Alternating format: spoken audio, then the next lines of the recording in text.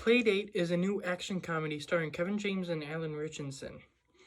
And it is about these two guys with their um, sons who meet each other at the park, um, hang out, and then just get into a bunch of hijinks. It's a new Amazon Prime movie, and I would say that this is probably the funniest movie of the year. I have it at number 10 on my ranking of the year.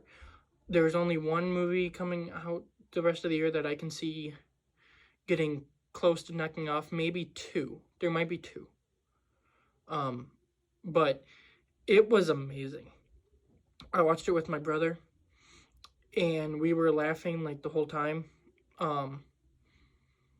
Like I would say that there wasn't a 4 minute, 5 minute stretch in this movie where we didn't laugh a good chunk of times. I will give it 5 minutes because there were like emotional moments and you don't laugh at those. But I mean, the emotional moments in this movie were good. They weren't the best emotional moments I've seen. They weren't the best of the year. There are movies that are below it on my list that have better emotional moments.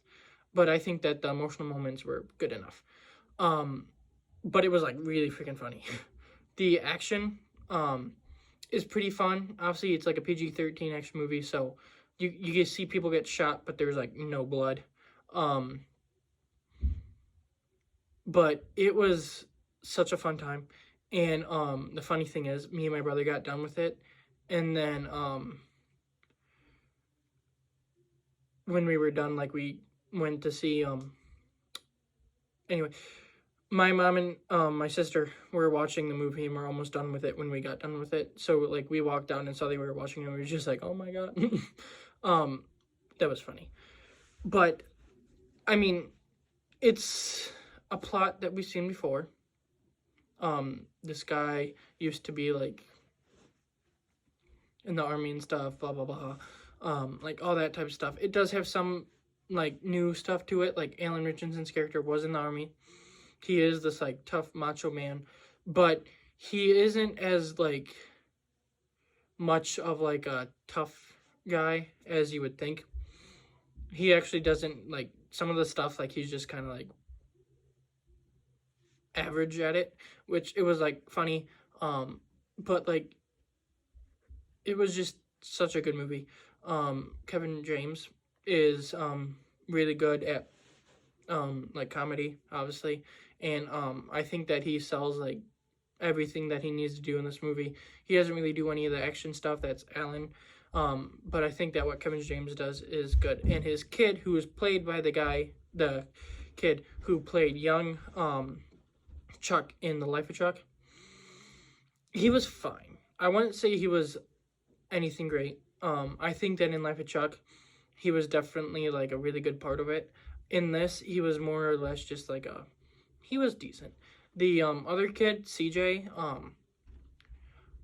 he doesn't really convey like any emotions, which he's not supposed to, but I think he did really good. But obviously my favorite part of the movie was Alan Ritchson. I really think he's a great actor at like everything. Obviously Reacher is one of my favorite shows ever, and he's in this and is amazing in this. He's just able to sell like everything from the comedic to the action to all this. He's just great at it, and he has some of the funniest moments in the movie, which shows his range. And just as a thing to say right now, he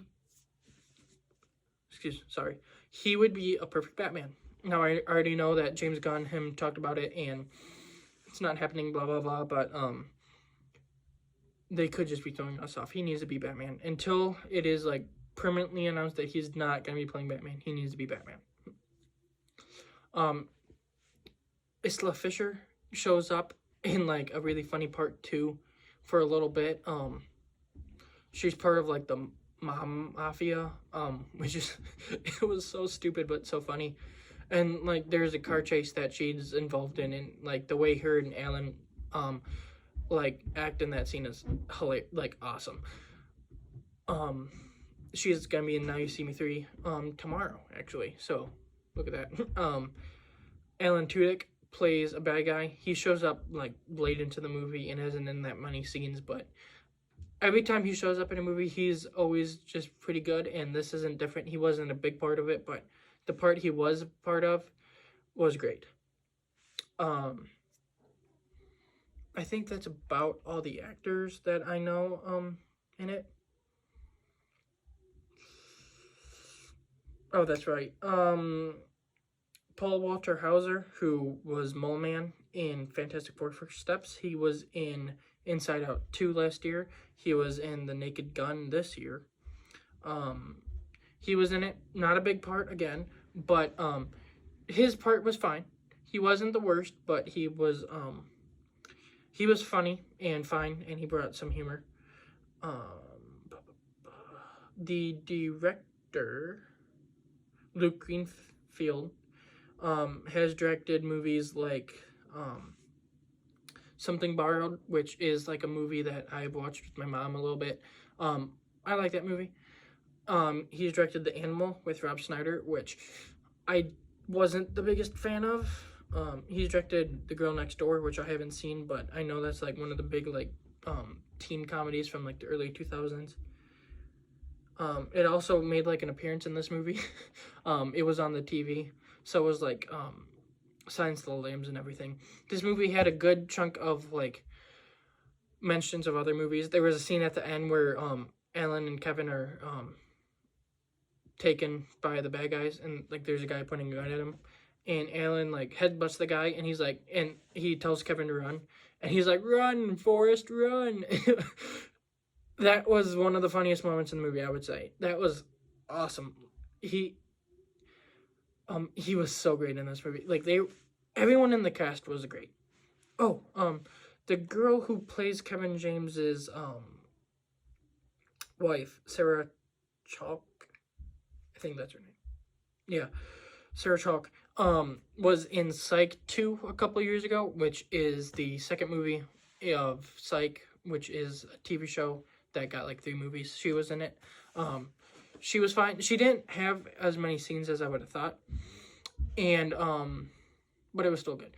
I do think that the plot gets a little bit weird, where the whole plot is the bad guys are after Alan Ritchson and this kid who Alan Ritchson had taken from like this laboratory and everything, and then you find out that he's like a clone of Alan Ritchson, and they tried getting rid of his emotions because that would make him like a perfect soldier, because Alan was like a perfect soldier besides having some emotions. So basic. And then like they made like a whole clone army to kind of do the try and take over the world, and then obviously they stop him. I would say that's one of the things that holds it back a little bit from I gave it like 4 out of 5 stars, so it's really good, and I can see it maybe going up to a 4.5 someday. But I just think that like it gets a little bit too weird. Like you got this like movie that seems like it's just gonna be like a action movie, like bad guys are after him, and then it turns in like a whole clone movie, and it was a bit weird. But I mean, not super bad by any means. And then the ending, I feel like they didn't wrap it up as good as they could have. It kind of just ends without any like wrap up as much. But then you get a post-credit scene where it kind of is like Alan and the kid come over and are like, "Hey, sleepover, these guys blew up my house, so there's more bad guys. I'll tell you the story someday," which is basically like it's directly setting up a sequel if they ever want to make one. I would love another one. I would love another one of these. I mean, it would just be so much fun with these two. Like, I just want one. But yeah, this movie was phenomenal. And it is one of my favorites of the year, and it was probably the funniest movie of the year, as I've said. But yeah, I would, if you haven't seen it, please watch it, because this movie is so much fun. But that will be my review for Playdate. I will see you tomorrow for Now You See Me, Now You Don't. And then on Saturday, I will see you for The Running Man. And then after that, the rest of the year. But yeah, see you tomorrow, or if you're just watching this after like they're all out, see you in the next video that I make.